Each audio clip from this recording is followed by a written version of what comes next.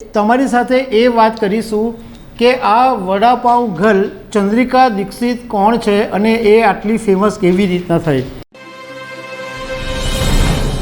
નમસ્કાર દર્શક મિત્રો, reality show big boss OTT season 3 છે, એની અંદર બોલિવૂડ એક્ટર રણવીર શોરી, રેપર નેજી અને એવા ઘણા બધા જાણીતા ચહેરાઓ આ બિગ બોસની અંદર સામેલ થયા છે।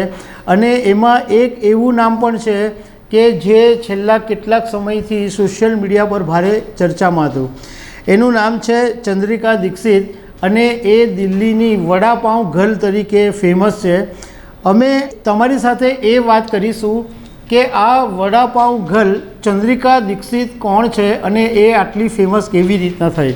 દર્શક મિત્રો, મારું નામ રાજેશ શાહ છે અને તમે જોઈ રહ્યા છો ખબર છે.com। સોશિયલ મીડિયા ઉપર થોડા સમય પહેલાં એક ફૂડ બ્લોગર અમિત જિંદલનો વિડીયો વાયરલ થયો હતો। એમાં એણે દિલ્હીના સૈનિક વિહારમાં એક છોકરી લારી ઉપર વડાપાઉં વેચી રહી હતી એનો વિડીયો વાયરલ કર્યો હતો।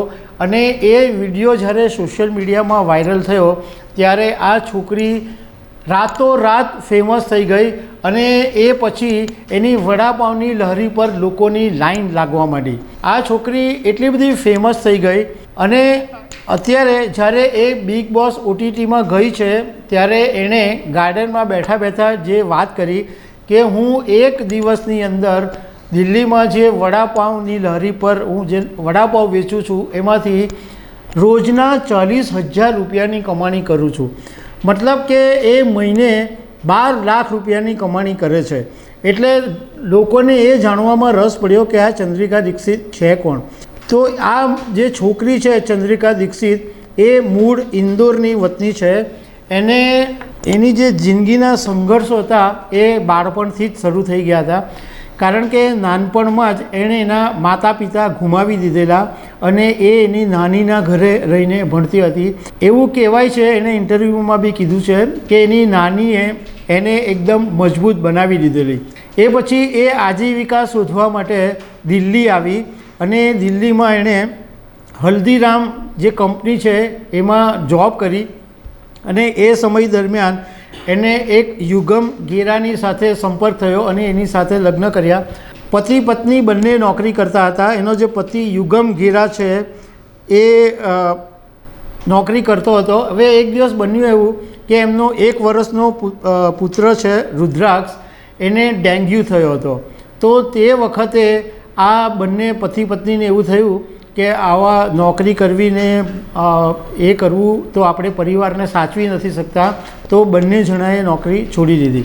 હવે આ જે ચંદ્રિકા હતી એની ફૂડમાં બહુ માસ્ટરી હતી, ફૂડની પણ બહુ શોખીન હતી અને એને ખાવાનું બનાવવાનું પણ બહુ ગમતું હતું। એટલે બંને જણાએ એવું નક્કી કર્યું પતિ પત્નીએ કે આપણે કોઈ એક લારી વડાપાઉંની ચાલુ કરીએ। એટલે દિલ્હીની અંદર આ જે સૈનિક વિહાર કરીને જે વિસ્તાર છે એમાં આ ચંદ્રિકાએ એક વડાપાઉંની લારી શરૂ કરી।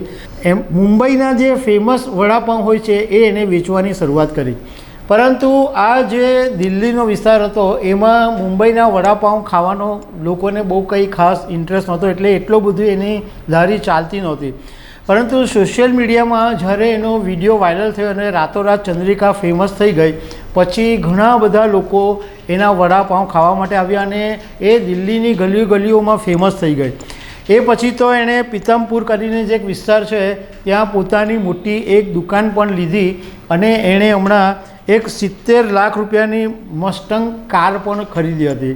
આ સિવાય એક વખત ચંદ્રિકા દીક્ષિત એ રીતના પણ વિવાદમાં આવી હતી કે એની જે સોશિયલ મીડિયામાં એ બહુ ફેમસ થઈ ગઈ, એ પછી દિલ્હી પાલિકાએ એની લારી હટાવી દીધી હતી, ત્યારે એનો રડતો રડતો બી વિડીયો વાયરલ થયો હતો અને એવી વાત હતી કે એની ધરપકડ થઈ હતી, પરંતુ એ પછી તો પાલિકાએ એવી સ્પષ્ટતા કરી હતી કે એની સામે નથી કોઈ ગુનો નોંધવામાં આવ્યો કે નથી એની સામે કોઈ ધરપકડ કરવામાં આવી, પણ એને કારણે ફરીથી એક વખત ચંદ્રિકા દીક્ષિત ચર્ચામાં આવી ગઈ છે।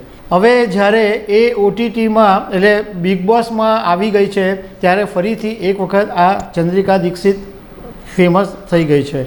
તો દર્શક મિત્રો, આવી અનેક વાતો સાથે અમે તમને મળતા રહીશું। Thank you very much.